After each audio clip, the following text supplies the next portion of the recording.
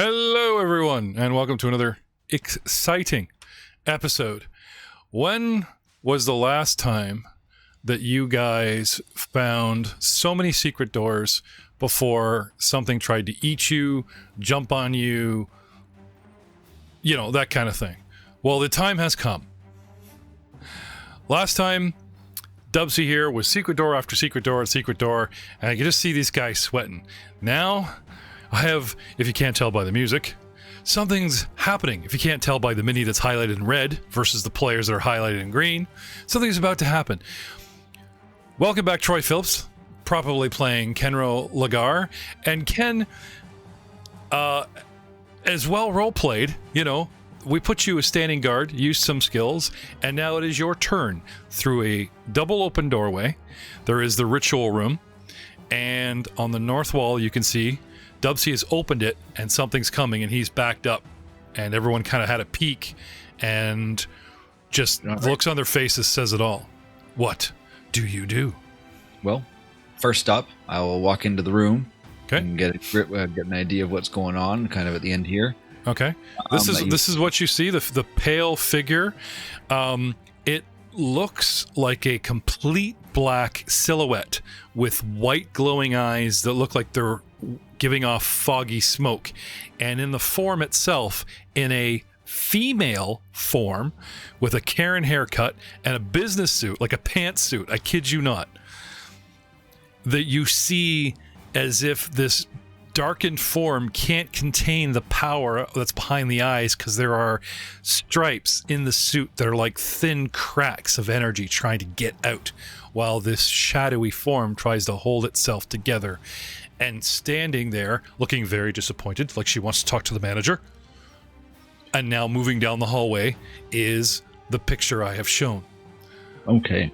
So I'll walk in those rooms, I'll see this creature, and I'll grab onto my holy symbol and just say, Callistria, what do we know of this? Okay. Can I give me a recall?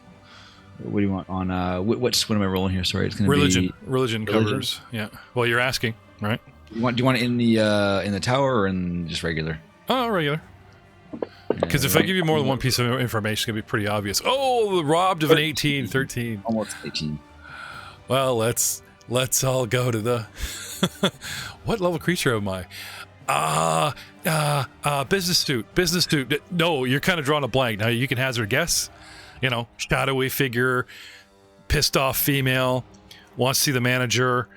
It floats. It has a quasi-solid form. Okay. It's either some kind of apparition, some kind of undead, some kind of mechanical golem, something, maybe some like you could I could tell you what it's not. It's not a dragon. It's not a humanoid. Oh, wait a minute. Maybe it is a humanoid. It's not, maybe it's a really cool spell effect. I will say this. Your brain tells you that the room that she's in has 3 alcoves, very crypt-like, with actual sarcophagi, and that room was sealed for who knows how long. So that kind of probably narrows it down. Anyway, you get a busy signal from your goddess. Sorry, Callistra's not available to tell you shit right now. Please call back later. What do you want to do? I will go through, I'll do that, I'll take a look, I'll ask the god, that's my second action, and then I've got one more action left, and I will use that to cast Shield on myself. Okay. Now, I had you kind of perceive for free. If you would like more detail, you can actually perceive. Okay. But what I just told you is something I told the party. And you were in the room and out of the room, so I didn't make you perceive to, you know what I mean? Yeah. Honestly, at this point, I would probably go with the shield. Yeah. But just so you know, no more freebie perceptions next time, because I just telling you stuff the party do, and it's kind of all right, Okay. Yeah, I will target, and I'll cast shield on myself here. All right. So target there. Which brings us to round 2. Gregor Darkmantle. Tall, dark, and handsome. Okay, so Gregor will take a 5-foot step, and then just wait for the creature to arrive and prepare to hit it with a spell strike when it does arrive. Okay, so two actions to ready an action, one for the step? No, I'm just going to delay until it shows it arrives. I'm not using an action to hold. Okay, but you moved, so that's not delaying. If you delay, you do nothing. You're stock still, and then you drop all 3 actions into your thing. If you want to ready something, like you're literally saying, I'm getting this ready, which is fine. You can spend 1 action to take your step, and then those 2 saying, when she arrives, like you literally spelled out conditions, so it's fine. Like it still counts. It's all good. 2 actions to ready an action. You got the spell ready. When she arrives, wing. Just hopefully W's not there. I have no problem with this. I was just spelling this out for the audience. Yeah, but okay, gotcha. Okay, thank you. All right. Yeah, that's fine. I'm not trying to mess with you. I was just kind of. And see, here's something about Eric. Everything I say to Eric, he always hears my voice going, "Are you sure?" As a GM to GM at the end, because he is a GM. He's paranoid of it. How's it feel being a player? Sucks, doesn't it? This is yes, it does. It does. It's different. But no, it's this one here. This one particular rule. I always mess it up. I don't want to use the one that spends an action. I just want to wait. I'm going to fall into initiative wherever I fall. Oh, okay, that's fine. So that puts you back where you started. That's fine. Looking at the rules for delay, it actually sounds like you could do it at any point during your round. Right. So that's what I'm saying is like, but he can't take like part action now, a step, and then bank the other 2 actions later in the round. When he delays, he's just like. I think he can. It says you wait for the right moment to act. The rest of your turn doesn't happen yet. Instead, you're removed from the initiative order. You can return to the initiative order as a free action triggered by the end of another creature's turn. This permanently changes your initiative to the new position. Right. So my ruling on this is wait to act. Taking a step is an action. Right, so he's pulling himself. It even sounds like it might even cost you a single action to yank your butt out of there. Does delay actually have a chevron next to it in the description? It's a free action. Okay, so as a free action, you wait. Right, because like I said, you can't sort of like start your actions going as 1, I step, and then bank 2 later. Free action right out of the gate. You're doing nothing. You're standing where you were. You pull yourself out of initiative, and like you said, you are free to drop in whatever you want. The other type of action sounds like what you were doing. I'm going to take a step, and then you program a response. Get my spell ready, and as soon as she arrives, that's what triggers me. Or the hold action. Right? Yeah, it's called delay. But the problem there is that it's called ready. What? The problem there is that I don't have enough action because it's 1 action to step, it's 1 action to hold, and then it would be 2 actions for spell strike. Oh no! Like the two actions to ready an action, as long as it's within. Like you're using those 2 actions to ready a spell to strike, and as long as it's within 2 actions, I believe. Drew, you want to take us to readying? We might as well figure this out, get this out of the way. Like I said, the one part of delay that confused me is it says if you delay an entire round with. Oh, never mind. That's right. Okay. Nope, that made sense. Sorry. I'm pretty sure. No, take us to to ready. Take us to ready. You prepare to use an action that will occur outside your turn. Choose a single action or free action you can use and designate a trigger. Oh, really? So it does not sound like you can use two. Okay. Sorry. Geez, we should have went with my idea. Homebrew for the win. All right. Well, this is why I have the rules lawyers read it off. Because, wow, I'm so close, and yet... All right, so, Gregor, yes, you're probably better off just delaying, using your free action. Don't move. I mean, the square she's going to come out as adjacent no matter where you move, so you're pretty good. Okay? You know what I mean? Like, you could attack the square Dubsy's in front of the door, whether you're where you are or if you had taken that step, so... No, the intent was to set up a pocket, so Gregor at the front... Goss on one side and then Dubsy on the other, so that way Dubsy could flank and take benefit of his I see. Precision damage. Okay. Do you have attack of opportunity as a skill as a Magus? You do not. I do. It's available to me, but I do not have it currently. Okay. So let me put this into focus for the audience, okay? They are in a rectangular room full of nasty ritual shit. They came in through a door on the bottom right, double doors, okay? An exit, top left, and the top of the wall has yet to be opened. There's all kinds of crap in this room.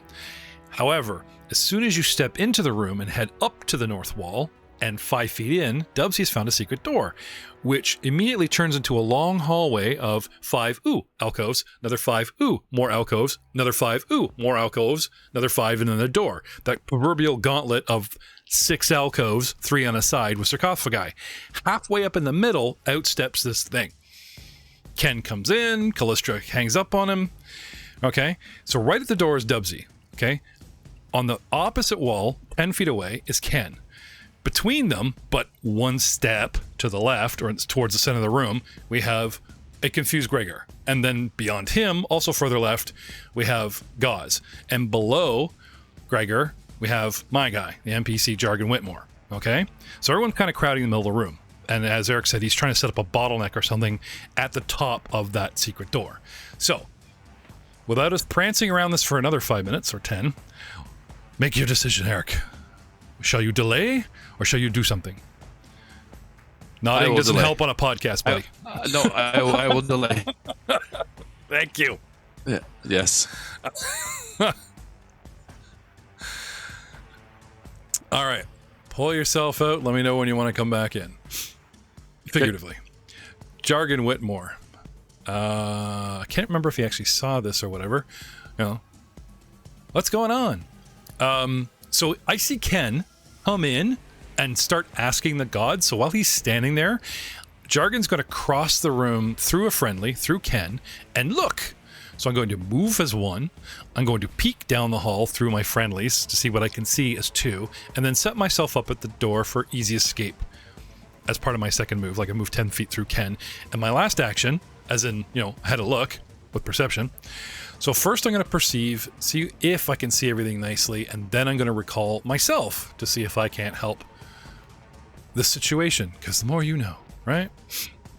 So, since I am the GM and it's NPC, 19 perceive, okay, I have a decent look past Frog Guy of like, what the hell's coming?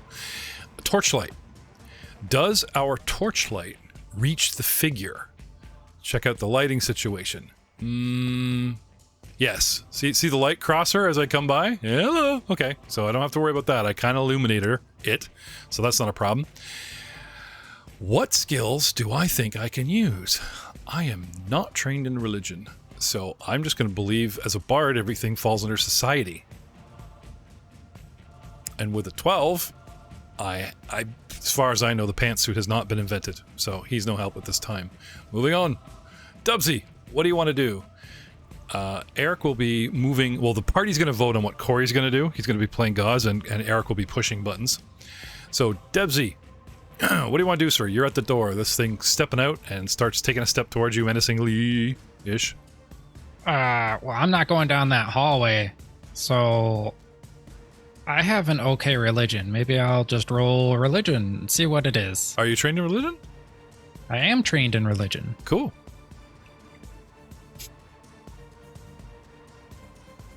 14. Okay. With the best view of the entire party and watching how this thing moves, the shadowish of shadowness, if I haven't said that enough, is coming for you. It may be a unique type of undead, because as far as you know, shadows look like no legs, kind of a drifting torso, reaching hands, and it's all shadowy. This thing is, and this is why I call her Karen, has held herself like a memory together so well. It makes you doubt it is a shadow. But with a 14, you believe it is. It's not like any shadow you've seen, though. And you've seen your share of Karens, but not shadows. But God, I just pictured a whole bunch of Gripply with like Karen haircuts back at the swamp that he ran from. I didn't take your stuff. I'm out of here. I think I'll take a step over to the east, kind of in the corner. I want half Kermie. Sorry. And then... So stepping in the top right corner of the room, and I pull a weapon, because I've got you like hands out. You know, like when you guys are, I pulled this on Corey. It's like if you guys are using tools and searching and stuff, it's either free hands or at least a free hand. You know, tools at the ready. You know, I think I will raise my buckler instead. Okay. Shield up. Yep. Okay. I notice a buckler looks like those tiny Asian gongs with the raised center, the nib in the middle, so you could like smack it and make like a little ping thing. I think it'd be awesome, like a bard. If I'm gonna give Jargon like a buckler, and that is gonna like be actually like a tambourine and just ding. Yeah, so every time somebody hits him, it keeps your hand free, so you can kind of use it for other things, which is kind of nice. That's kind of cool. Play a fighter that's got a buckler that gongs every time they hit him. And he tries to block with it. It'd be hilarious. Gotta get a gong noise going. That's 2. No, that's 3. Is that 3? Knowledge recall, step, and then I raised my right, buckler. the recall. I'm sorry. Right. Okay, Gauze. What do you guys want Gauze to do? Step up. Let him charge in there, flailing. Several of us have kind of like had second thoughts about rushing this thing. I mean, I'm okay with him stepping in. He is on autopilot. I would say he's on autopilot unless the majority stops him. So here he goes. 1. He would rage first, though. Does he? He would rage first. He would rage? Yeah. Okay. Rage first, then I think raging intimidation. Okay. And then turn on the rage. Click. There you go. He is raging. Raging intimidation. Let's talk about that. So he attempts to demoralize his foe using an aggressive display. So charging at them with his axe drawn and yelling a battle cry. Okay. And how many actions is that? 1. Okay. Because here's the problem. I can't remember because Spiegler never used to charge in a straight line because he had the feet for it, right? Isn't there an actual charging skill or feat as a fellow barbarian that Spiegler had that allow him to like charge at 90 degrees, which Corey does not? Otherwise, I think you're stuck to straight lines. Or did they just take it out of the rule set? Damn, I know we've covered this several times in this show. But it's not a charge. There's no charge attack. I'm just using that as a descriptor, saying that he would. Oh, okay, sorry. Right? Okay, right. Because he's raging, he would, Okay, so 1 to rage, right? And then he goes 5, 10, 15, 20, 25, puts him in position. And then, as he's doing it, he uses raging intimidation and is out of actions. Right in front of her. Is this what we want? Because it's 1 to move, 1 to rage, and 1 to rage intimidation. I don't understand why he's moving, though. What do you mean, why is he moving? I thought you literally said he charges at her. How far does rage intimidate? Is there a range on it? Can you do it from distance? What's the intimidation range? I guess it has to be in eyesight. So while you're raging, you do one death actions with front turn skills, so you gain the rage rate allowing you to use. Well, the foe has to see you, so he's going to need to move. Move to the door. Right? Okay, so he activates rage, which is key because he can't rage intimidate without it. Right? And he's got to at least move to the door, or at least be beyond the door. So where do you want him? Do you want him at the door or back so you guys can bottleneck this thing? I think bottleneck is the best idea. That way we can also get around it and it's fine. Okay, so he basically runs out, but instead of right in front of the door, he's in the middle of the room, does raging intimidation. Okay, so that's all 3. 1 to rage, 1 to move, and then activates the other key feat. Because it literally says in raging intimidation that you need to be raging. Right? So I think it's considered something separate. It is a separate feat. Or does it just kick in while you're raging? That's the problem. Oh, no. While you are raging, you demoralize and... Okay, sorry. So it's a buff to the raging. He's got an action left. While he rages, he can just use the feat right on top of it as a buff. So he just rages, moves in, and goes, blah! And you want him to hold, or you want him to keep moving? Because he's got an action left.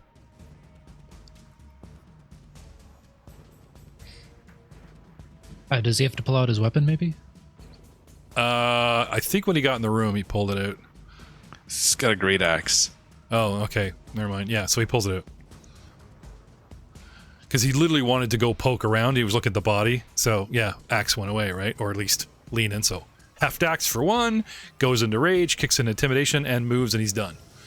Which brings us to the shadowy image. The shadowy image, technically, has been identified. This creature, this woman, as she comes gliding, okay, she walks with her heels and her pantsuit down the hall, and way off in the distance from elsewhere, you hear that annoying heel click of a pissed off businesswoman, but you do not hear the heels in front of you, as this shadowy figure does not actually touch the ground, and this thing comes straight out. 5, 10, 15, 20, sees you guys, and of course Corey is right there, you know, doing his thing, going ah. So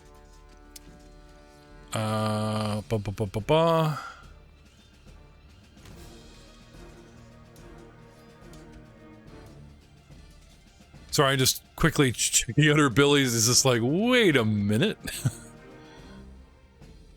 So I move, I come out.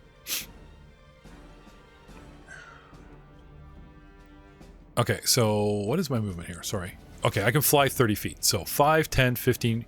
She flies 20 feet out amongst you.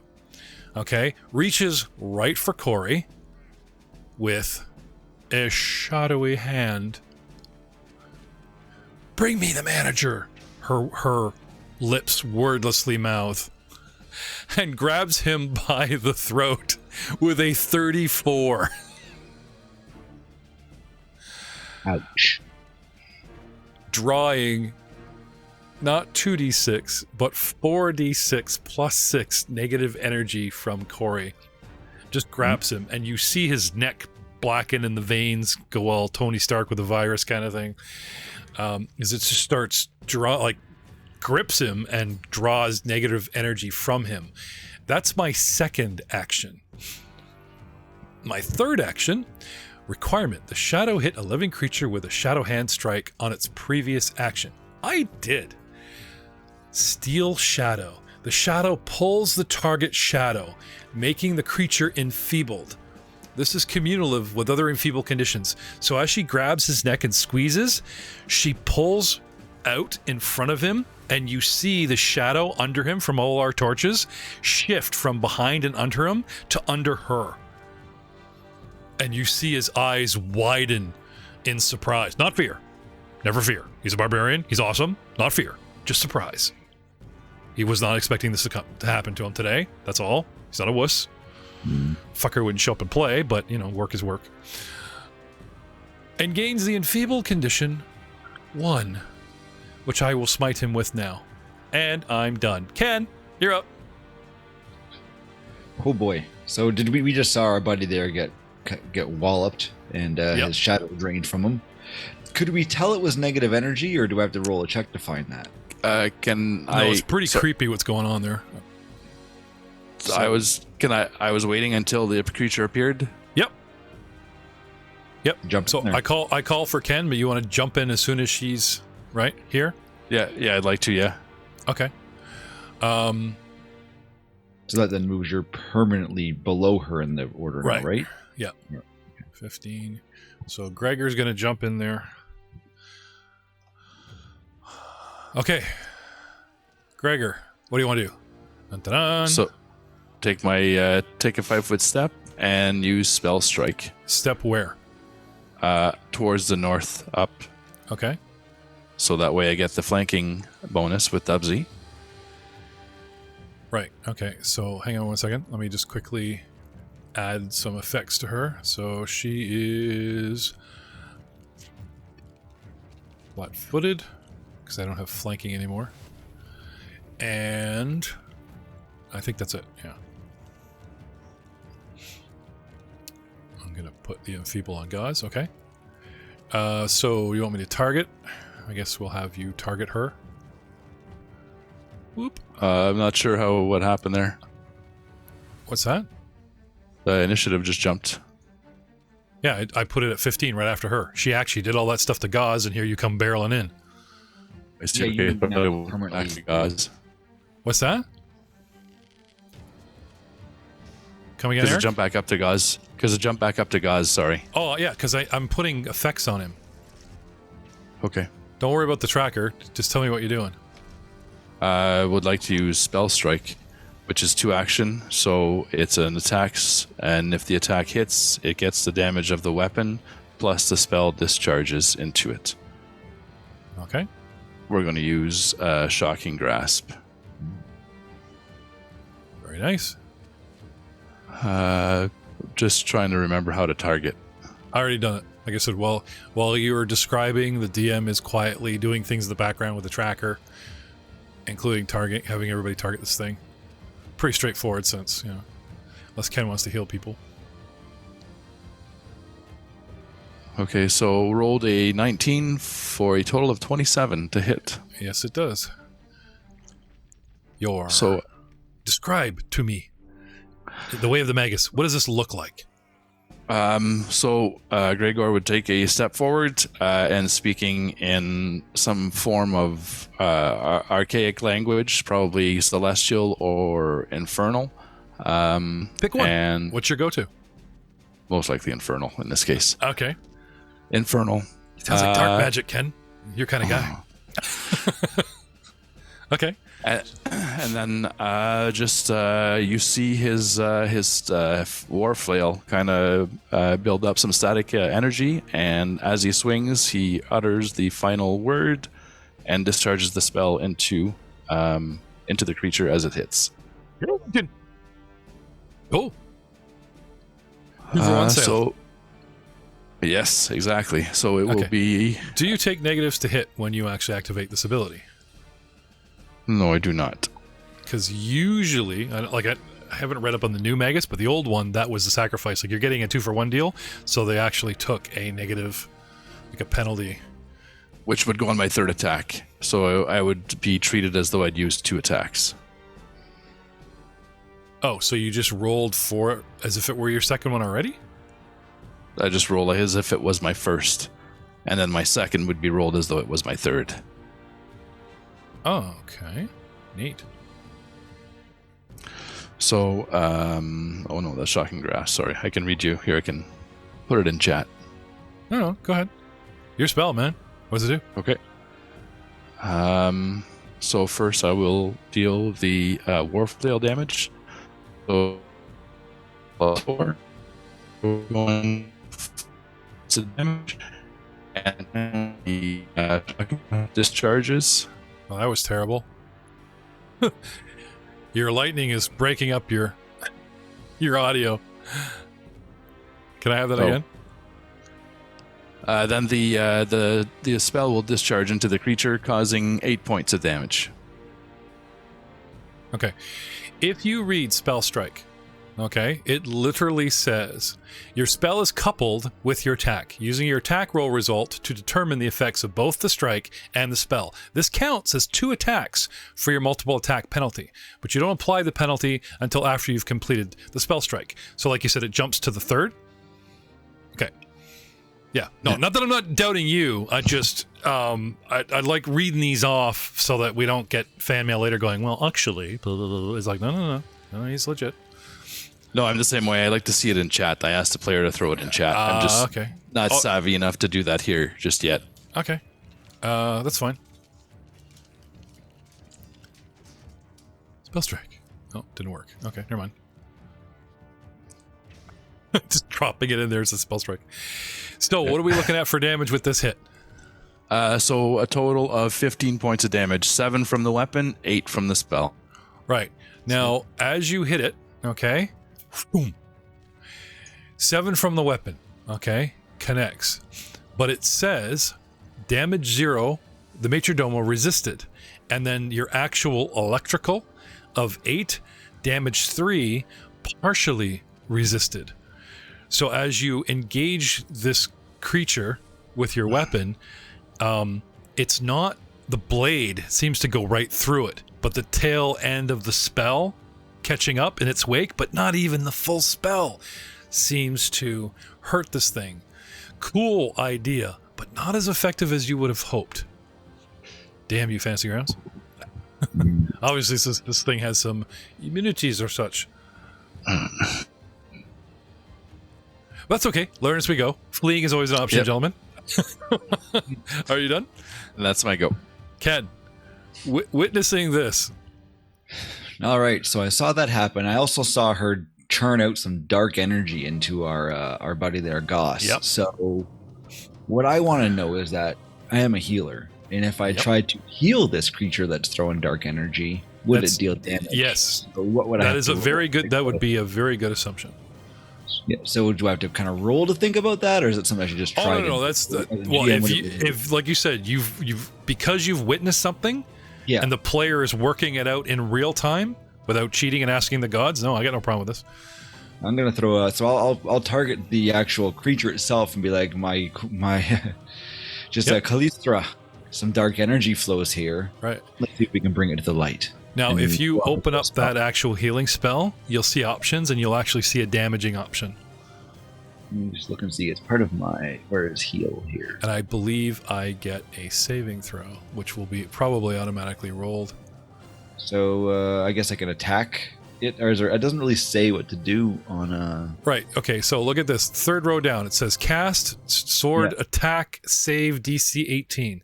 Yeah, I see that. There's right. So DC 18. Okay, there we go. Okay. So right. So what you want to do is I'll attack. I guess I roll the roll and right now. Roll for that?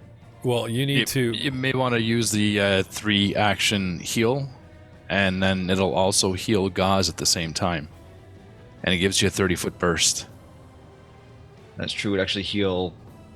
Okay. Yeah, because that's the only motion I really need to do this turn. I can do the whole thing. Yeah. It says one willing living creature or one undead, which means you probably have to pick whether to hurt it or heal us, even with the burst. Well, I know there's a feat for the burst where you have to pick if you want to exclude enemies. The third one says here, this targets all living and undead creatures in the burst. If I use the 3-action one. So if I use the 3-action one to go, I can heal everybody. Oh, there you go. There you go. Okay. That's what we're going to do there. No, that sounds good. Do I have to roll an attack on your guy, or just do the 18 save and see what happens there? The DC save. 1 second. Let me target up everybody for you, including Karen, right?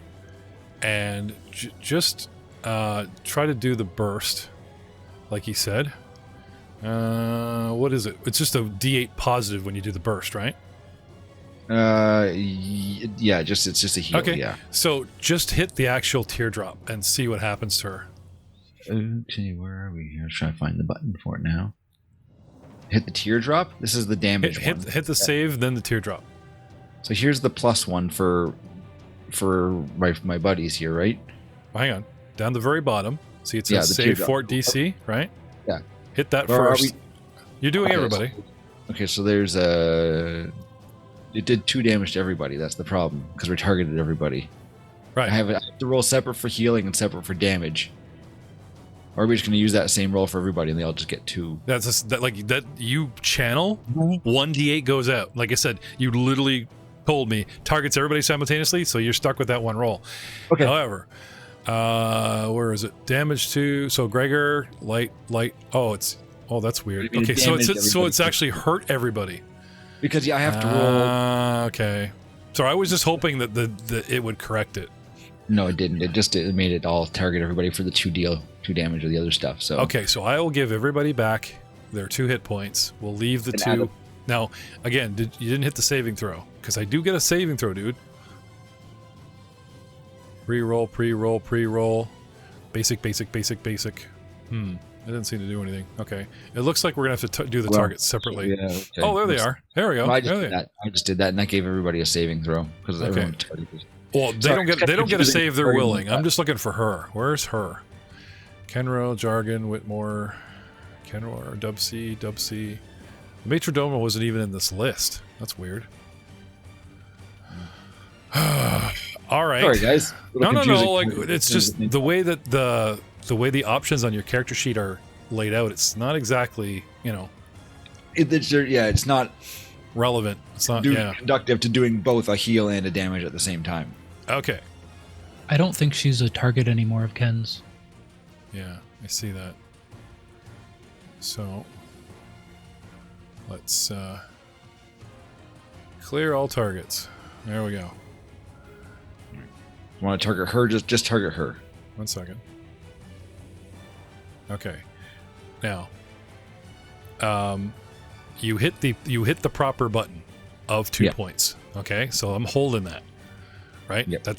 We don't want to damage them. Okay, so if you guys want to give yourselves all back 2 points, right? Ken got yours back. Greg got yours back.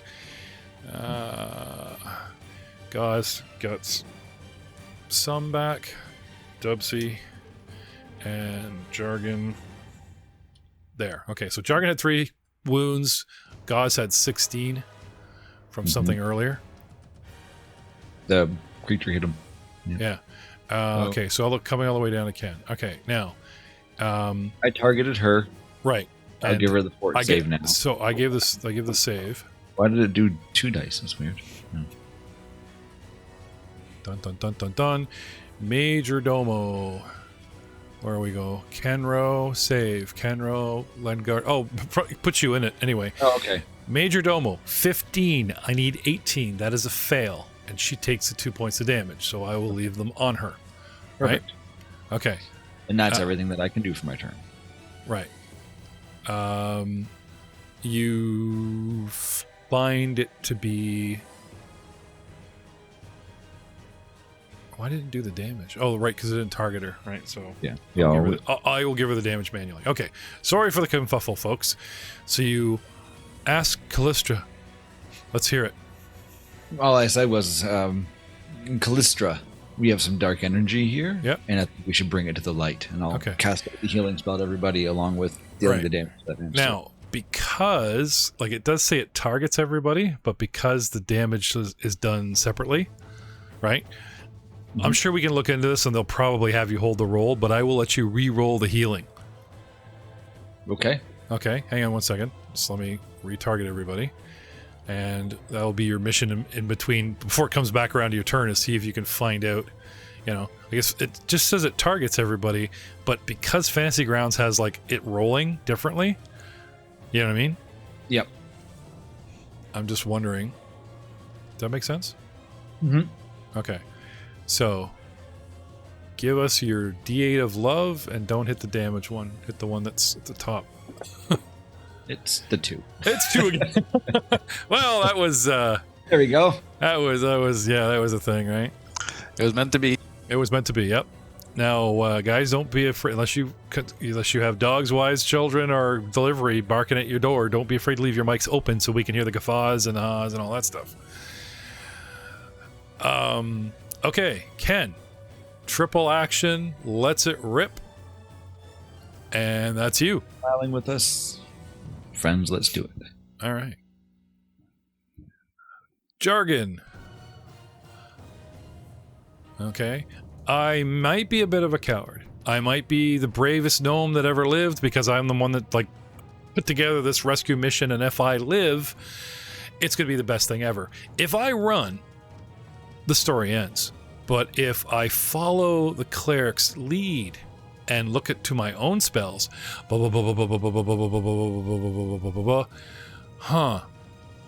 soothe. Does soothe work? One willing creature. Nope, I can't cast that against you. Okay. Biting words.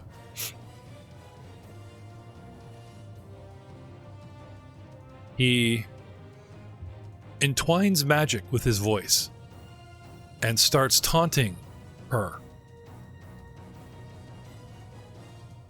I attack it with my words.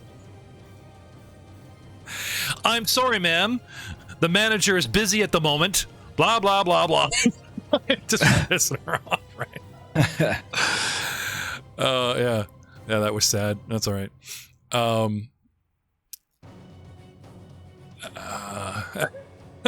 Anyway, he... do I have a range on this? What's my range? 1 minute. Verbal, somatic, blah, blah. Biting words. Okay. Just to be sure, okay, he takes a 5-foot step forward and tries to, in case it's a cone or whatever, right? Anyway, but instead of, you guys can hear his voice, I'm sorry, ma'am, right? But as if coming over a PA system at a mall, right? I'm sorry, ma'am. The manager is unavailable. You will have to wait. And she, oh no. And I attack her as if a ranged spell. Hopefully I hit her. Oh, I do. Hit her with a 23. Sweet. She takes 2d6 sonic damage, hopefully. She resists some of the sonic damage. 8 points, she takes 3. But hey, I'm helping. All right. And, of course, this creature is probably going to turn its attention on your poor gnome. Hey, if I die, your story isn't written, so protect me. Which brings us to Dubsy. What do you want to do, Dubs? You did see that the Magus's weapon itself seemed ineffective. It was the lightning that chased it that seemed to cause this thing pain as it silently screamed in anger. Or maybe because we're making it wait for the manager. Yeah. I think I want to try and get behind her and use tumble through. Okay. So I can straight up to my speed. You literally want to, well, I guess it says tumble through the bad guy square, not necessarily tumble through the bad guy. So that's fine. Yeah. So it's my acrobatics against their reflex DC. Cool. So for acrobatics, I got a 20. My reflex DC is 24. I'm sorry to say, dude. That was a decent roll. That's like, I have a reflex of 14 and I have to add the base 10, which makes it 24. Would you like to use your hero point? Because at the very end of last session, they reset. Or sorry, they didn't reset. You guys have like 2 or 3, right? And at the end of this session, they're all going to go away and reset the following session to 1. So you guys do have some, unless you don't think I'm a mighty foe enough. I'll give it a try. All right. Drop that diamond. He's using a hero point. Oh. Oh, man. Hey, rolls a 1. Yeah, natural 1 for a 9. You step into her square and you go to roll and your skin gets too close to the shadowy form and the terrible feeling of drain and cold causes you to... What happens if you actually critically fail in this? Do you actually fall prone? There's only a failure. So Okay. your movement ends and triggers reactions as if you had moved out of the square you started in. Okay, so this thing has attack of opportunity. It is triggered. No, it doesn't seem to care. Really kind of busy just chewing away at gauze right now. Which, speaking of gauze, it says your action ends, but that was your first action. You have 2 left, right? Because you want to tumble behind her and then do awesome things. So you still have actions left, as far as I can tell. Tumble through is only 1 action. Yeah. So what do you get 2 more? What do you want to do? Can I light a torch? Like take my torch out and light it? Yeah. Is that 2 actions maybe? Or is that's probably 2. 1 to take it out, 1 to light it? Interaction with an object, they've been pretty kind in letting it be kind of like 1. But if you're retrieving it from your gear, like if it's on your hip, you just pull it and light it. If it's in your backpack, right? So where is it? So go to your inventory. If there's a bag symbol, it's in your pack. If it's a t-shirt symbol, it's equipped, as in like it's on your belt kind of thing. So what is next to it? Backpack. Yeah, so that would be, I would say that's probably 2. Okay. Yeah, I'll do that then. Okay, so you pull it from your pack and then light her up. Okay. And gauze. I'm assuming he's in position. This thing's pulling a shadow, and enfeebled or not, you want him to react, swing. What do you want to do? I think in Raging Intimidation first. Right. Raging Intimidation. Let's go back to that. Your fury fills foes with fear. While you are raging, you demoralize and scare to death actions. The intimidation skill feat respectively gain the rage trait, allowing you to use them while raging as soon as you meet the prerequisites, yada yada yada. Okay, so give me an intimidation feat skill roll from him. In the tower or... No, open wide. Oh, come on. What'd you get? Natural 1 for a 5. He will use a hero point. Okay. I think, anyways. No concerns? Okay. And we'll do that again. Come on. You get to me. Again. I got What'd you get? Rolled a 3 for a total of 7. Okay, so he's just like, he's trying to glare at her, but his eyes are busy popping in surprise, remember? He just goes cross-eyed yet.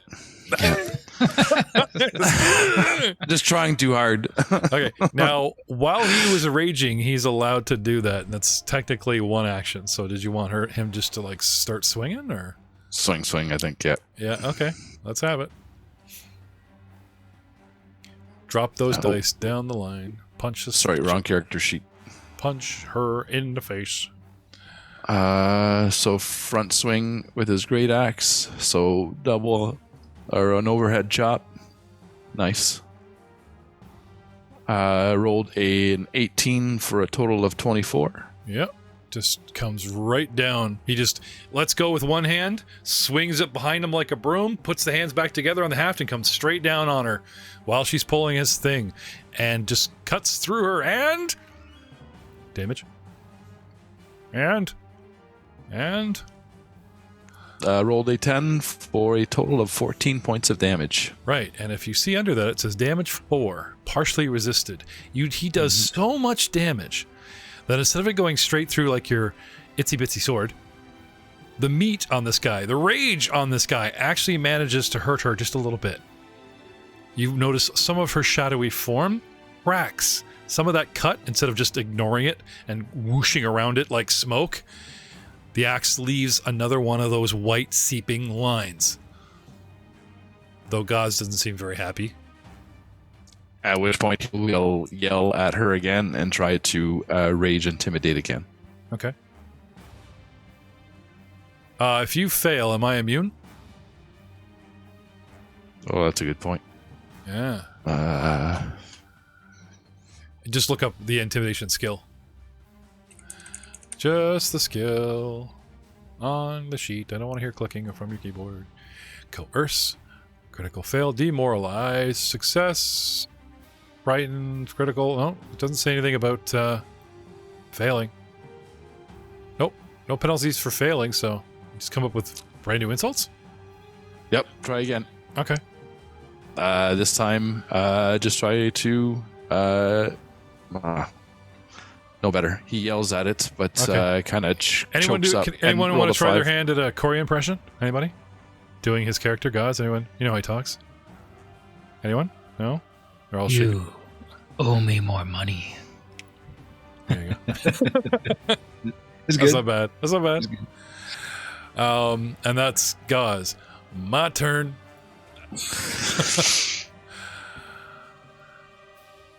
Whether happy that Gaz is at its mercy or not liking something that you're doing, okay?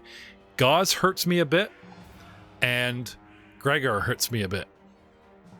So it turned, and Gregor did 3, Gaz did 4, right? Okay. I'm going to say odd or even at this point. If this is all happening simultaneously, and there's only a point of damage difference for me to calculate in my brain, I would say there's an equal chance this thing would attack either of you. So, do you want odd or even to favor you, Eric? Odd for Gregor. Odd for Gregor. And Dubsy, with the best impression of Corey, you can pick the dice. Ooh. Which dice am I picking? What's your favorite? D6. Okay. No, when you say for Gregor, I don't want to get into an argument. I said pick the number that favors you. So odd means Gregor gets attacked. Okay. I guess that would be D favors you. 6. Even. Sorry, Corey. Where was I? Oh, yes. Shadowy hand. 19. Just 34. How come it's not getting 1s and 3s? I don't know, because I rolled. Well, at least it didn't crit this time. It just does, negative damage. And you know what? I'm going to follow up. Gonna follow up. Because I hit you, let me just double check that there isn't a save or something. Because I hit you, and that's the d20 roll, pull the target shadow even more. This is cumulative with other enfeebled conditions from shadows to a maximum of enfeebled 4. If this condition creatures enfeebled by 3 or more, the target's shadow is separated from its body. Oh, that's awesome! Yes, I'm pulling. She puts a foot on his leg and starts yanking on that shadow, and he's enfeebled too. That's awesome. I mean, that's terrible. Why does the best stuff happen to Corey when he's not here? I seem to have some kind of memory of us like doing something to his dwarf. Another enfeebled on the Corster. Anyway, that is only 2 actions. Last time I used my third to move here. I have an action left. I retreat into the bottleneck. I take a step back. So you guys can't frickin' gang up on me all around. It does seem to have some intelligence. Takes a single step back as its final action and pulls on that shadow.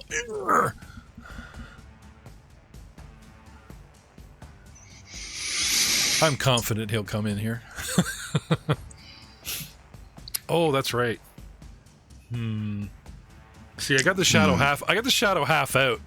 If I let go of him now, no, you know what? I don't. I want to finish. I want to pull that shadow right out of him. So he's at enfeeble too. I want that shadow, man. But I do have an action left.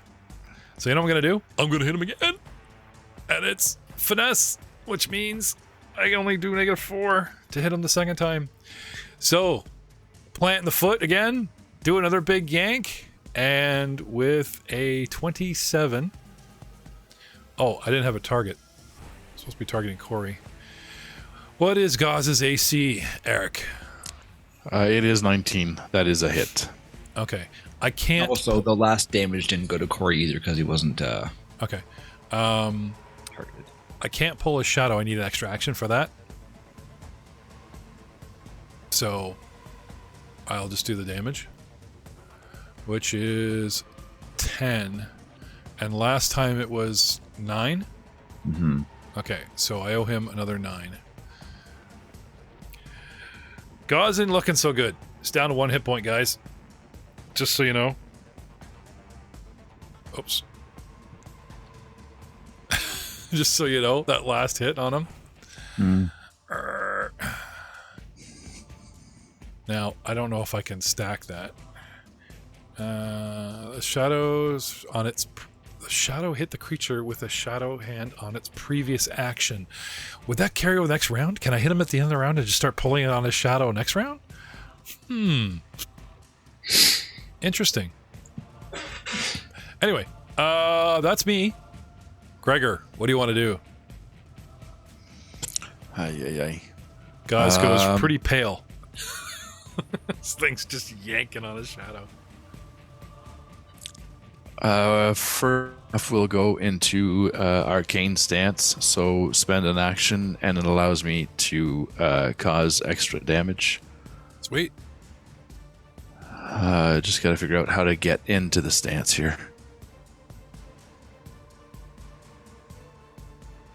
Not everything is automated on the sheet, so you may actually have to fudge some rolls with like pluses in the actual modifier box. You know what I mean? I will do that then. Okay. Yeah. Well, let's talk about the stance. Read it out. What does it do? Like the first time you guys use an ability, I want to hear all about it. That's what I'm saying. I can't find the stance now. Oh. What's it called? Arcane stance. Okay. You have Arcane Cascade. And Arcane Spellcasting. Probably in your abilities somewhere. Yeah, that's what I'm looking through here. Arcane Cascade. Yeah, Arcane Cascade. That's what it is. Okay. Sorry. My apologies. No, that's fine. So as a single action, what happens? So after I wield magic, I can enter into a special stance that makes my attacks more effective. Cool. So in essence, I'm diverting a portion of the spell's magic to keep cycling through my body and weapon in specialized forms through specialized forms and breathing exercises, which allows me to increase my damage by 2. Then if the spell I cast... It says 1 or 2 if you have special weapon specialization. And 3 if you have greater weapon specialization. My apologies. No, it's fine. It's stackable, so... Yeah, so it'll be 1 point of electrical damage. All right. Because the last spell was Shocking Grasp. So that is one action. Second action, I will swing. Take a strike at it. Okay. Here we go.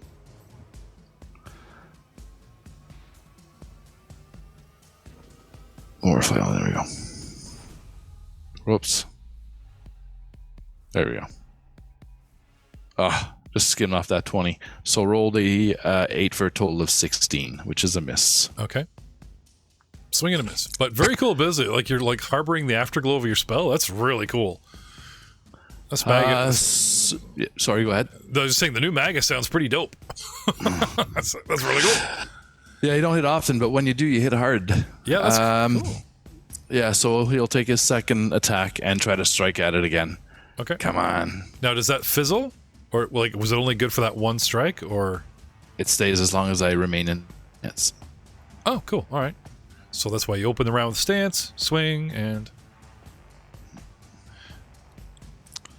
rolled a 7 for a total of 10, so unfortunately nice effect, but to no end. All right. Which brings us to Ken. What do you want to do, Ken? Well, I've got a choice. I can either... Actually, he's right in front of me. Goss is right in front of me, isn't he? So first off, I'm going to say, grab the holy symbol on my neck, look at this black creature in front of me, say... Can you bring it in a bit? Sorry, what's that? Callistra can't hear you. Bring it in the mic there, dude. Sorry. Said I'm going to grab my holy symbol, look at this creature, and say, Callistra, make him flee. And I'm going to cast command on the majordomo and issue the command of flee. All right. And that is I already cast it. It's a will DC of 18. Oh, okay. So I'm just curious if there's you have command, you can open it up, right? There's nothing much. It's just a cat. I could hit that for you, but yeah. Go ahead. So here, I have to target it first. Then she's targeted. Oh, she targeted. Okay. Yeah. So just hit the cast button, top left on its spell. Boing. Oh, cast command. Okay, it doesn't save 19, so it did succeed. All right. Success. And after that, I will notice nothing happens. The creature kind of stays there, and I will cast a heal at our friend. No, I'll just a level 1 heal, 1 action heal at Goss there. Let me change targets for you. Yeah. Okay. Now, if you double it, if you use your 2 actions on that heal, you can give him 1d8 plus 8. Command was 2 actions. Oh, sorry. I thought it was a single. Trying to get her to run away before to at least really? back up and at least a motion. Yeah, command is 2 actions. That's like the first time I've actually seen something worse than 2nd edition. Usually they're like, because I remember command used to be all right. And then I will heal him up for 7. Hey, so 7. He will take it. He's at 1. He needs it. So he puts a hand on his shoulder and is like, gives him positive energy, gets a bit of his shadow back, Tug of war with Goss's. 1 scratch heals up. Yeah. Let's play Tug of War with Goss's innards. This sounds fun to me. Bringing him up to 8 That's all I can do. No, that probably just saved his life. Jargon. Again, being hyperactive in the battle, I make a perception check. And not just to burn actions, but I just don't want him automatically doing the best thing, right? If things are obviously happening around me, like 10, we're good. But if I start rolling 2s, then I miss, I'm focused on the wrong opponent and I miss what Ken did. But anyway, base 10, I'm right beside him. I see what Ken does, decide that's a good idea, and again, a second time, follow up and try to cast Soothe on him. You grace the target's mind, boosting its mental defenses and healing its wound. The target regains 1d10 plus 4 hit points. Suck it, Ken. And it gains a plus 2 on saves against mental effects. You can see, my friend, I knew you had some Those are my soothing words. Tell Ken to suck it. I've got a better spell. That sounds so mean. But yeah, Jargon's going to target him. And I'm going to cast... Sorry. I'm going to cast Soothe. Soothing. Oh, boo. I rolled a 2. Because I did exactly what you did. Meh.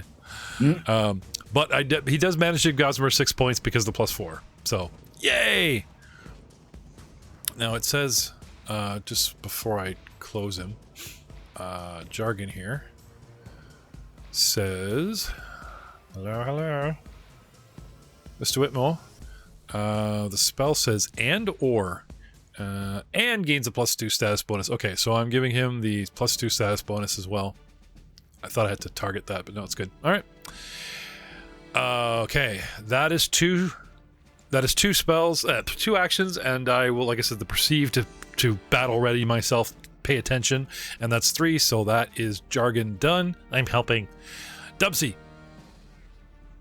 Oh, I've got this torch. Okay. I'm going to use it. Okay. Do you have the torch in the weapons? Like equipped? I do not, but I take a -2 because it's an improvised weapon. Alright. Okay, so if you take your torch and we switch it to actual... I switched it to t-shirt mode.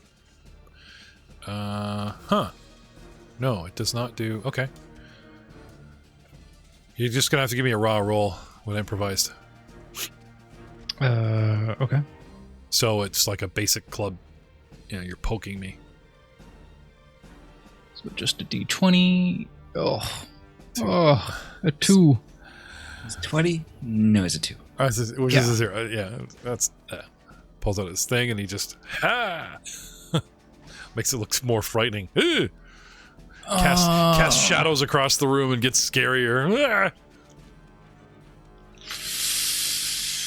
I'll spend a hero point on that. Okay. Reroll it.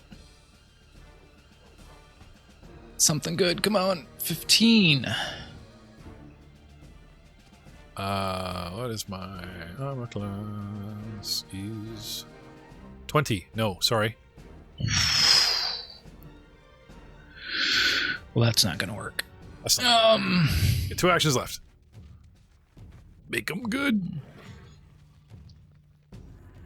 I'll try another religion check. Okay. There's got to be something.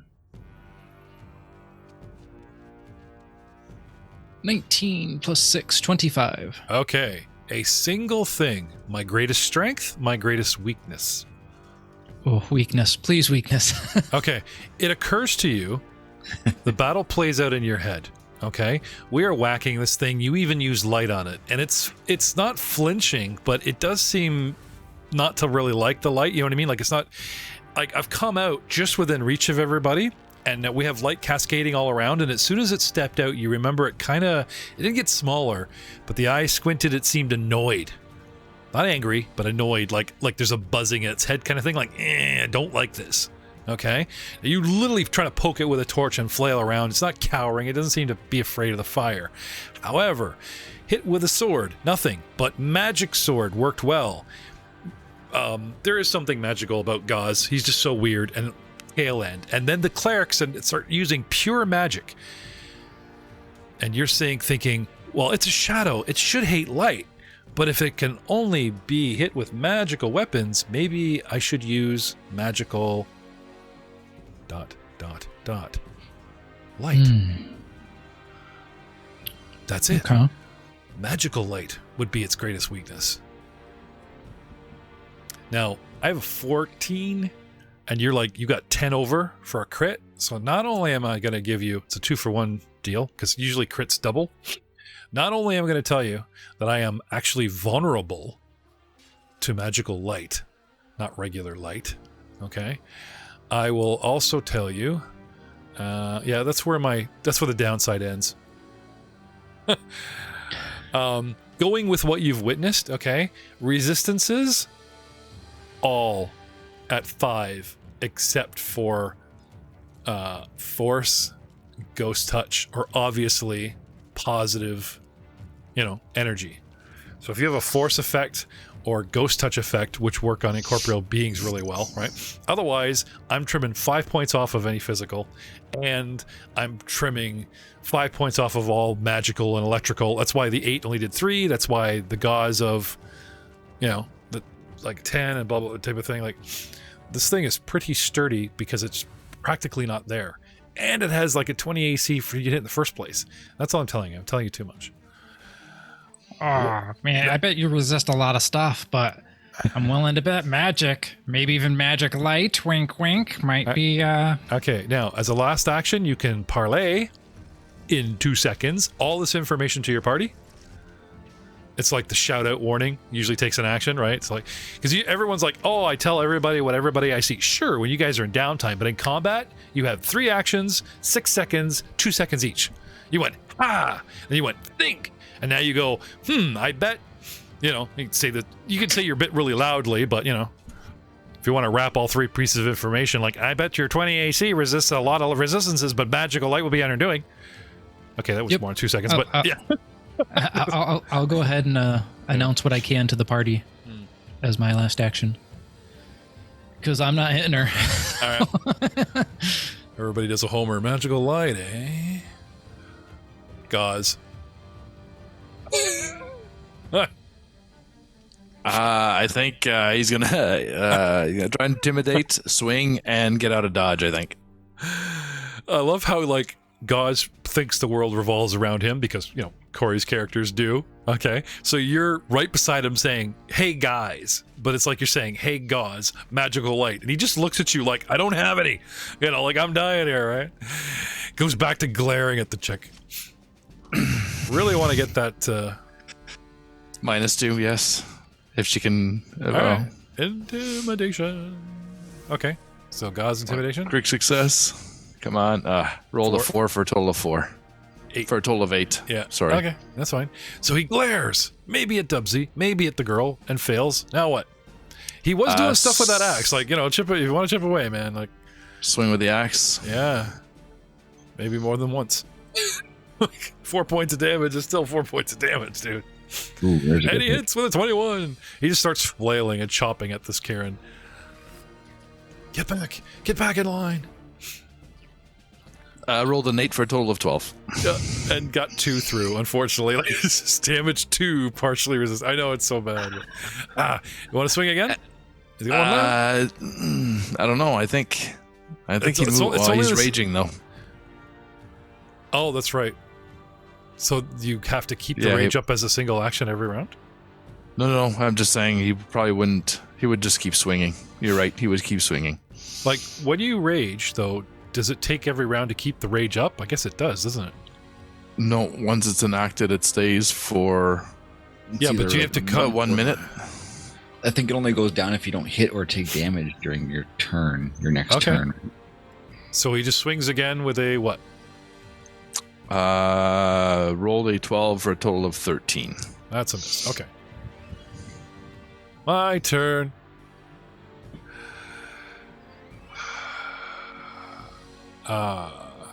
Let's see. Dubsy is speaking in common, which I speak, and telling my weaknesses. This guy is flailing away at me, doing minuscule damage. And Sword Magic Boy seems to be out of the game at the moment. And then we have the gnome sonically damaging me. We have the guy in the back damaging me. But I still have a hold of Corey. Like, I hate to say it, but it's like, just working on the guy that got. Like, if I just break off of you, Now, he's an enfeebled too. Here comes the kicker. If I hit for an action and then follow up with a second action, okay, I'm not going to be a dick, even though one could technically fire crossbow, load it, fire it, next round, load it, fire, load, opposite round. Like, this was my thinking was the crossbow mechanic, right? Every other round you get a shot, and then every other round you get 2. And it's talking, like, it literally just talks about previous action. Okay, well, my previous action, what? Previous round?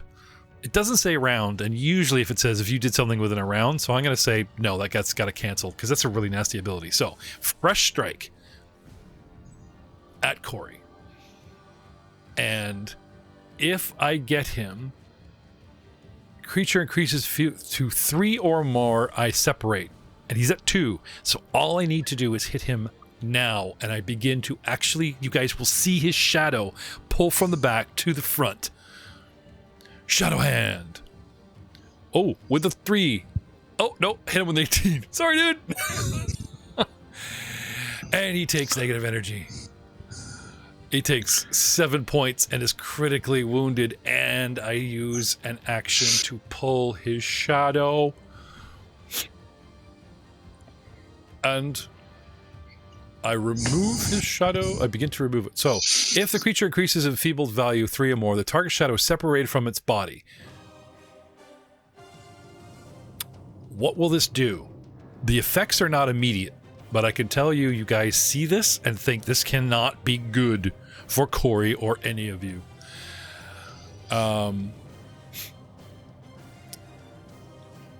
So He's still standing? He's critically, he's not dead. He's critically wounded. So that means like he's down to like within 25% of his points, right? He had 1, you gave him 7, I just took those 7 away. So he's back down to 1 hit point. As an action, I grab and hurt him. As a second action, I pull the shadow, getting him to enfeebled 3 and separate from his body. And as a third action, I command his shadow spawn to attack you guys. When a creature's shadow is pulled free by Steel Shadow, it becomes a shadow spawn under the command of the shadow that created it. The shadow spawn doesn't have Steel Shadow, and it's permanently clumsy. Okay, so it's a sad, shadowy version of Clumsy 2 of Corey. If the creature the shadow spawn pulled from dies, becomes full-fledged autonomous shadow. Anyway, I pull Corey's shadow from him. And, yeah. Yoink it free and drop it, pull it in an available square, which either means behind me or next to him. I'm going to pull it out of him. And that's me. And we will go to... Who's next? Gregor. Tell me what you're going to do while I hit him up with Enfeebled 3. Gregor, what do you want to do, buddy? It's not to look good for the party. He will swing.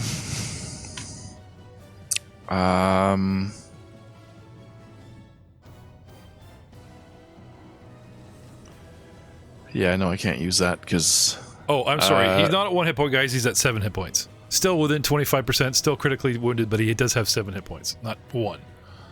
And he has the shadow is out and attacking us now, or the shadow is coming to attack us? I've pulled a shadow from him, and it is beside him. I'm getting there. Okay. Is there anything in here where I can switch places with someone? What I'd like to do is step in front of Corey. But I don't have room to do that, so I don't know if you guys are aware of anything. I suppose you could try to shove the shadow out of the way. Or you mean get Corey out of the way? Yeah. Yeah, you'd have to grab Corey, like grapple him and drag him away. But the problem is, I have just pulled... Okay. Now, I will even be nice and say, it pulls him... Because I was pulling back. It's kind of a dick move to suddenly pull back and then just, drop him beside him. Outflanking you guys. So, it pulls his shadow free into her square and deposits it behind her. And then you guys will have to worry about that in a moment. So if you want to reposition yourself, grab Corey and pull him to the side, right? But he's Corey. He's raging. He will stay until he dies. So you literally have to attack Corey with grab and grapple and pull him. You know what I mean? The only way you get him to move is if you say, okay, we're leaving, guys, goodbye. Then he might, and again, he'll probably cover your track. You know what I mean? So, do you have something juicy, like a straight up spell, or? Is it time to pull the plug on this, guys, and just run for your lives? I mean, Dubsy's thinking about leaving. Dude, like we barely know each other. This is our first fight together, and it's a party killer. Thank you, Dubsy, for finding all the secret doors. This is why I was laughing my ass off. You guys are going, oh shit! I'm like, they're going that way. Okay, congratulations. That's not treasure. Yeah, we'll go full offensive here. We don't have a choice. So, first swing with the war flail. Rolled a 3 plus 8 for a total of 11. Second attack, 4 plus 3, a total of 7. Oh man.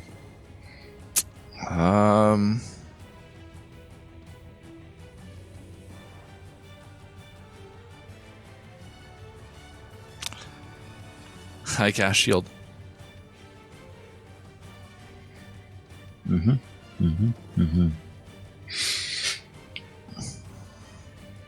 Shield. Okay. Which brings us to Ken. All right. So first off, knowing that we're in dire trouble here, I'm going to look at Goss and say, my friend, you have some protection. Callister watches you, and I'm going to cast Sanctuary on him. Oh, okay. And I'm also going to heal him as well with my last heal spell I've got. So. Oh, nice. Okay. Bring him back up again. Let's bring him back into. Okay, he's targeted. Go. All right. I lost my sheet. There we go. So he's targeted, and we're going to go with where is Sanctuary? Sanctuary. Okay. Did that work? Yep, there you go. Me. It looks like it went on. I just wanted to see if it registered, and now I will heal him as well. And he's going to get another 2. Because that's all we can all roll today is 2s and 3s and 4s. Apparently that's how we roll. All right. So, Sanctuary. I award a creature with protective energy that deters enemy attacks. When creatures attempting to attack the target must attempt a will save each time. If the target uses a hostile action, so if my guy Corey can't use a hostile action, or else the thing ends. But if the creature fails the will save, it can't attack the target and waste the action. It can't attempt further attacks against the target this turn. So it has to will save, and if it doesn't win, then it gets to do something else. But if Corey makes an attack, then Sanctuary disappears. Okay. That's all I've got. Okay. So you could try and talk him into leaving, or take a quick break, because we literally explained. Everyone agrees that Corey will just keep swinging until he dies, and you stop swinging for a minute, and he'll be like, "What?" Well, just try to give some protection on there in case he. I don't know what actions are going to come up next or what's going to happen. He goes before it goes. Oh, he does, doesn't he? Right. You could tell him to delay. Yeah. At least that when she swings at him, it'll protect him, right?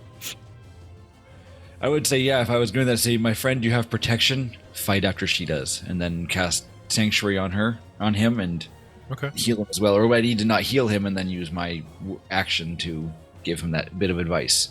Okay. And that's it? Yep. And you did the healing? I healed as well. Yep, you got 2 points. He's up to 9. All right. I'm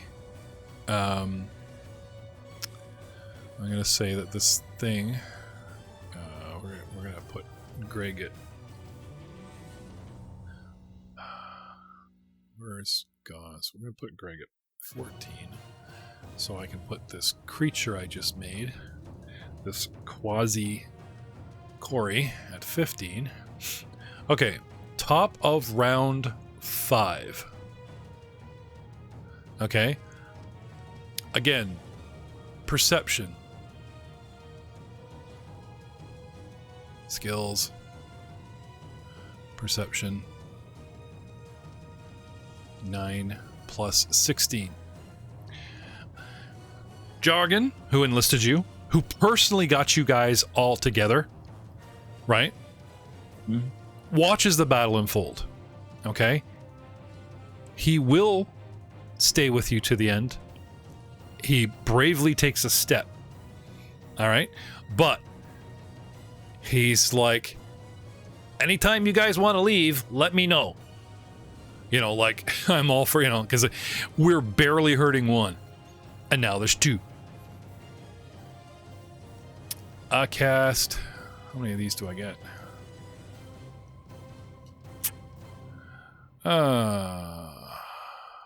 Blah, blah, blah, blah, blah. Light spell, you say? Right. He casts the spell light. Puff. Right on her. Can't hurt, right? Well, probably I hope it does. Have some light. The light spell. One object less, blah, blah, blah. Object glows. Puff. Puff. Casting bright light 20 foot. Yada, yada, yada, yada. Okay. So there's no harm effect on the spell itself. So let me just go to her, the creature. And what happens when I am engulfed in bright light? Doesn't say. Come on. Light vulnerability. An object shedding magical light, so from the light spell, is treated as magic when used to attack the shadow. Oh, okay. I'm going to do a recall. Am I smart enough for any kind of magical formula? Okay, so you're like, this. Oh, I have to. Okay, so I see you try to, because I thought, like, attack it with light. I can't. It doesn't hit him with anything, right? You're attacking with magical weapons. Yes. We're attacking with fire. No. So I will say, give me burn an action to give me Arcana. And am I smart enough? Natural 1. No, I am not. Okay. He misunderstands what you say. And it's like, if I cast light on any weapon, it becomes a magical weapon that you now can use against the shadow. So he just casts light. Puff. And, hope that hurts her, okay? She recoils, but it doesn't seem to be evaporating her or hurting her in the slightest. But she doesn't seem to like it at all. And I will, with that 25, say, Dubsy, you realize that if you need to have a lit item to smack her with to actually hurt her. Anyway, and that's jargon. Dubsy. Oh, okay. I will drop my torch. Okay. I will pull out my short sword. Okay.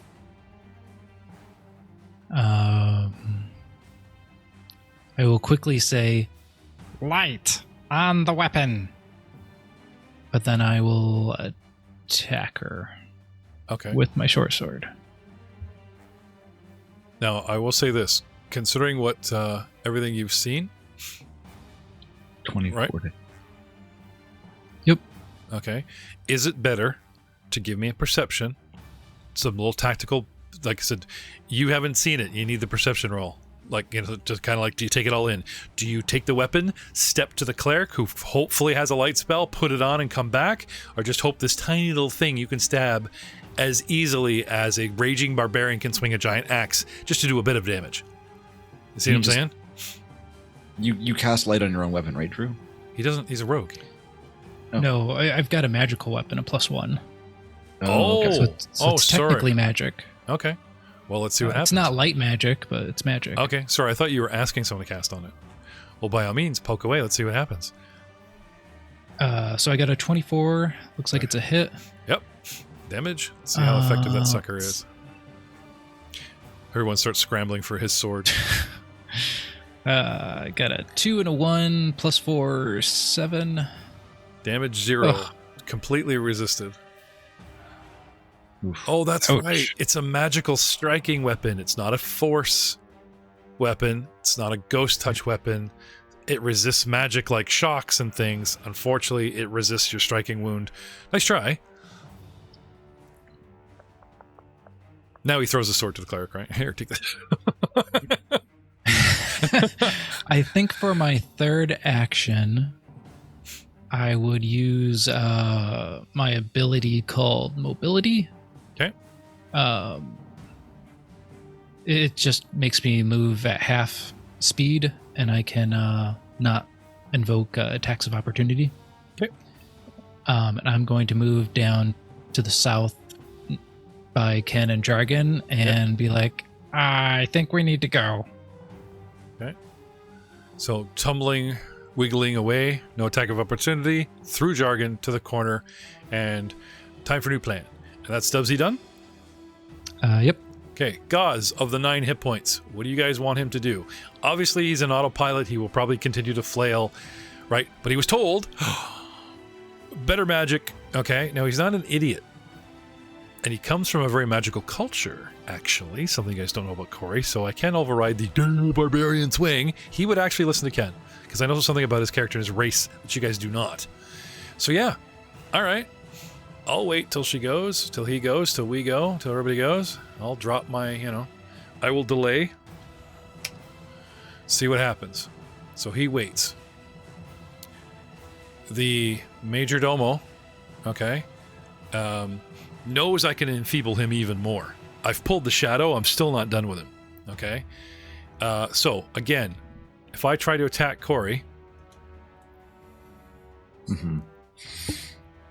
You need to do a will save. Okay. Against? The DC is, I'm just trying to pull it up here. It is 18. Okay. You called to your god and cast a spell openly. Right in front of me. Do you need feats to figure out what spells are being cast?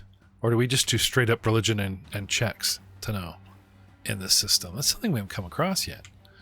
I know there's feats. I know there are feats to, like, I think there's a feat to determine, but I'm not sure.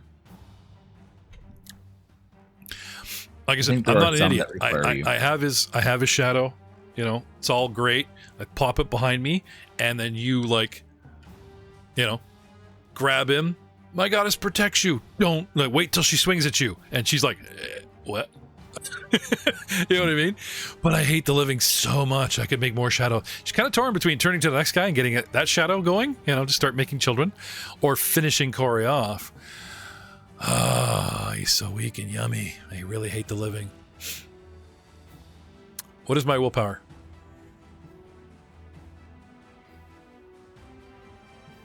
Let's see. If you want to identify a spell, you have to identify a spell, but you don't have it prepared in your repertoire. You must spend an action on your turn to attempt to identify it using recall knowledge.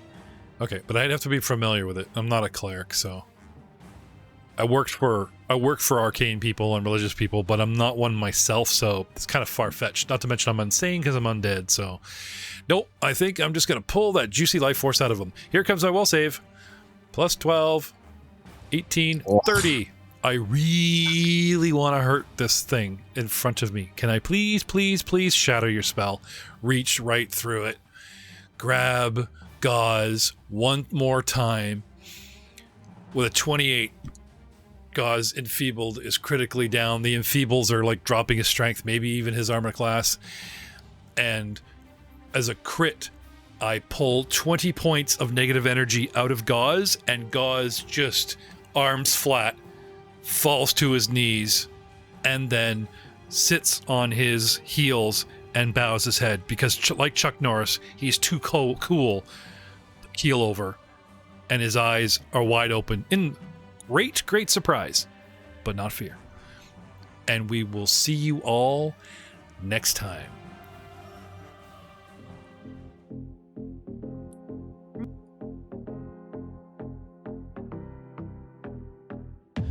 Run away! Because we need an escape. This magic weapon refused to turn the tide. It breathes by all of its saints. Who cares if we're a disgrace? In just one shove, our wizard rolled death and fell. Tell me why we brawl this thing. Too many limbs that sting. All of us played food for its spawn. Up our XP and then we'll bring new dice for the slaying. A pretty mix, blue, black, and gold. Rolling higher, love. Oh, tell me not to give up. Provoke me, haste me, faster dash. Returning, churning, savage attack. The character is so cozy, buckets of dice. You know me, I'm a gunner.